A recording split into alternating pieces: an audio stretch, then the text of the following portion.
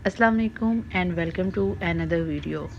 आज की वीडियो में मैं आपको टमाटर लगाने का बहुत आसान तरीका बताऊंगी कि कैसे आप अपने घर के गार्डन में आसानी के साथ टमाटर के पौधे को लगा सकते हैं। आपका टमाटर जब भी लगाते हैं तो क्यों आपके जो पौधा है उसके ऊपर फल नहीं आता, आपका जो पौधा है वो हमेशा जो है वो ग्रो क्यों नहीं करता, ये क्यों सूख जाता है। तो आज की वीडियो में मैं आपको इन तमाम सवालों के जवाब दूंगी। तो वीडियो को आगे बढ़ाने से पहले मेरी आपसे रिक्वेस्ट है कि अगर वीडियो अच्छी लगी हो तो वीडियो को लाइक, शेयर और कमेंट ज़रूर कीजिए। तो सबसे पहले अगर हम इस प्लांट की बात की जाए तो प्लांट जो है टमाटर का प्लांट, इसको हमेशा गर्मी में ग्रो करवाया जाता है। उसकी रीज़न ये है कि इसको कम पानी की ज़रूरत होती है और ये गर्मी बर्दाश्त करने के काबिल होता है। तो इसलिए ये हमेशा जो है वो गर्मी के मौसम में काश्त किया जाता है। जैसे कि आजकल मई है तो ये मई में बड़ी ही आसानी के साथ काश्त हो सकता है। नंबर 2, आपने हमेशा इस प्लांट को पानी देना है। आपने दिन में एक मर्तबा इसको पानी ज़रूर देना है, चाहे वो आप ग़ुरूब आफ्ताब से पहले दें या आप तलुए आफ्ताब से पहले पहले दें। तो आपने क्या करना है, आपने एक मर्तबा इसको वाटर ज़रूर देना है। नंबर 3, आपने अक्सर देखा होगा कि आपका जो प्लांट है इसके जो पत्ते हैं वो कट हो चुके हैं, पत्ते जो हैं वो जगह जगह से ख़राब हो चुके हैं।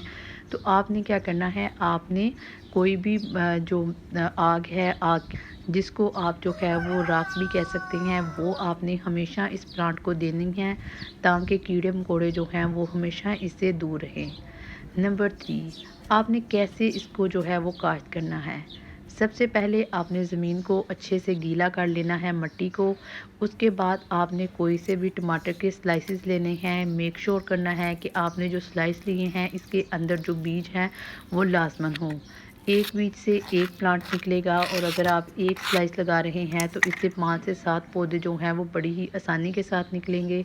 इसके बाद क्या करेंगे, हम इनको मिट्टी में ऊपर ऊपर ही दबाएंगे और इसके ऊपर मिट्टी जो है वो करेंगे। पहले आप इनके ऊपर जो गीली मिट्टी है थोड़ी थोड़ी ये कर दें, उसके बाद क्या आप थोड़ी सी खुश्क मिट्टी इसके ऊपर डालें। अगर आपके पास कोई खाद है, नेचुरल खाद है, तो आप इसके ऊपर वो भी डालें। अगर नेचुरल खाद नहीं है तो आप इसके ऊपर दूसरी ऑर्गेनिक खाद किसी का भी इस्तेमाल ना करें, क्योंकि उससे आपका प्लांट जो है वो ग्रो करने की बजाय वो ख़राब हो सकता है। अब मैं आपको नेचुरल खाद बनाने का तरीका बता। आपने अंडों के छिलके ले लेने हैं, उनका पेस्ट बना लेना है और वो पेस्ट क्या करना है, आपने वही इसके ऊपर डाल देना है।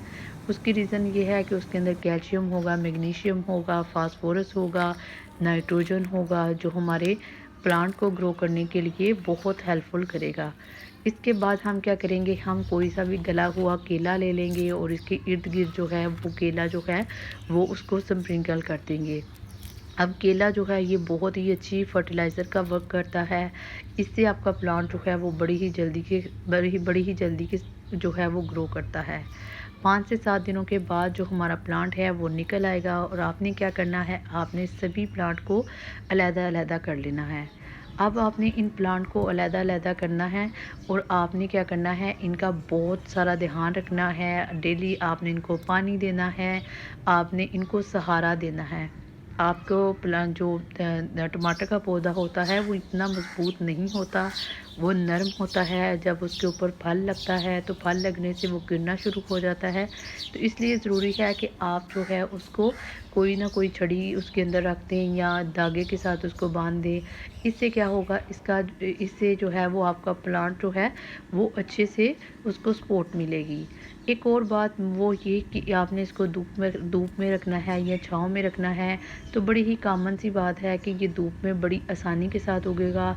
ये अल्लाह ताला ने इसके अंदर कुदरत ही ऐसी रखी है कि ये धूप के अंदर उग सकता है। तो आप इसको धूप में ही रखें। तो अगर आपको मेरी ये वीडियो अच्छी लगी हो तो वीडियो को लाइक कीजिए, शेयर कीजिए। मिलते हैं किसी नेक्स्ट वीडियो में, तब तक अल्लाह हाफिज़।